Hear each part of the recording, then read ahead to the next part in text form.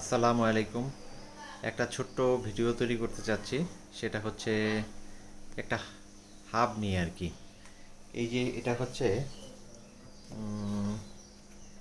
ARC-039। এই হাবটা 500 kilo plus চালানো হয়েছে, বা আর একটু বেশি হইতে পারে, হয়তো 500 থেকে 1000 কিলোমিটারের কাছাকাছি। কারণ আমার তো আসলে মিটার নাই, মিটার ইউজ করতে পারি না। তো এই হাবটা নতুন কেনা, যার ফলে আগে যে হাবগুলো ছিল এআরসির, সেই হাবগুলোর সাউন্ড অনেক বেশি ছিল, কিন্তু এই হাবগুলোর সাউন্ড কমে গেছে, কিন্তু রোলিংটা মোটামুটি ভালো। তো সাউন্ড কমে যাওয়া, রোলিং বেড়ে যাওয়া, এটা একটা একটার সাথে সম্পর্ক আছে। তাই আমি একটু দেখানো।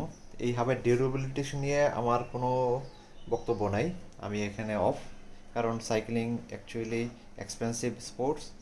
এখানে কেউ যদি বিয়ারিং হাব ইউজ করে, বিয়ারিং হাবের সাথে যদি বল হাবের কম্পেয়ার করে, তাহলে সেটা আসলে যৌক্তিক না। বিয়ারিং হাব একটু প্রিমিয়াম কোয়ালিটির, যার ফলে এটা এক্সপেন্সিভ। কেউ যদি মনে করে যে এই হাবটা দিয়ে সে 3 বছর, 4 বছর, 5 বছর চালায় দিবে, সেটা আসলে সম্ভব না। কিন্তু একটা বল হাব দিয়ে সম্ভব। অথচ একটা বল হাবের অনেক কম দাম। সীমানোর যেমন একটা TX-505, একটা হাবের, এক পেয়ার হাবের দাম 2500 টাকা ছিল, এখন ডিসকাউন্টে সম্ভবত 2000 টাকায় পাওয়া যাচ্ছে। অথচ এখানে এই যে এই আর্কের একটা হাব 039, এটা 6500 টাকা। অথচ এটা এই কি বলে, এই সাউন্ড, এটার এতদিন সার্ভিস দিবে না, এরকমই আমার ধারণা। কারণ আমি আরও কয়েকটি হাব ব্যবহার করেছি, 4 বিয়ারিং, 5 বিয়ারিং, 6 বিয়ারিং হাবও আছে। তো যাই হোক, এটা দেখাচ্ছি আর কি। এটার যে সাউন্ড দেখেন,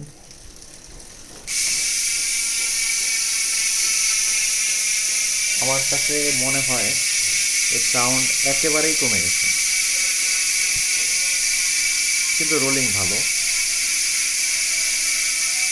এখানে আমার ডিস্ক লাগানো আছে 203।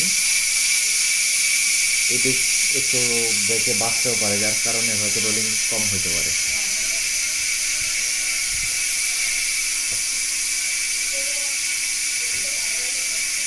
এটা দেখানোর উদ্দেশ্য হলো এটাই, যে আমি আপনাদের আরেকটা হাব দেখাবো, যে হাবটার সাউন্ড দেখলে আপনি বুঝতে পারবেন। চলেন দেখি।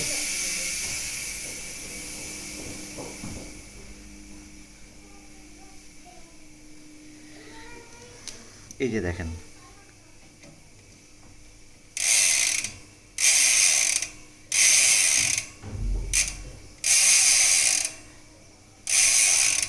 এই বাইকটা দেখাচ্ছি না, এটা নতুন বিল্ড হচ্ছে, এটা পরে রিভিউ করব।